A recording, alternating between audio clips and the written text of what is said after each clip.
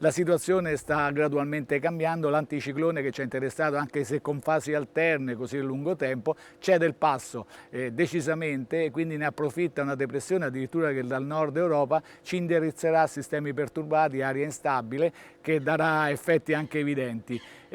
Quindi prevediamo proprio per domani inizialmente un po' su tutto il Trevigiano una nuvolosità irregolare, ma poi nel corso della giornata, a metà giornata e a seguire, il sistema perturbato ci interesserà direttamente, questa aria più fresca si scontrerà, andrà a confluire con l'aria calda, umida che permane sulle nostre zone e quindi saranno effetti di precipitazioni abbastanza diffuse ma anche a carattere temporalesco.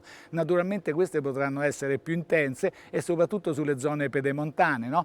Quindi ecco pure le grandinate, le possibili grandinate, quindi un graduale miglioramento già da lunedì e poi ci aspetta una settimana tutto sommato di tempo stabile, di bel tempo, quindi finisce un certo tipo di estate, anche fastidiosa, e ne inizia un'altra estate forse più piacevole. Le temperature ancora alte per domani, 28, 29, anche 30 gradi, però da domenica e poi nei giorni successivi le massime non dovrebbero andare oltre i 24-25 gradi. Le minime sono stabili intorno dai 18 ai 20-21 gradi.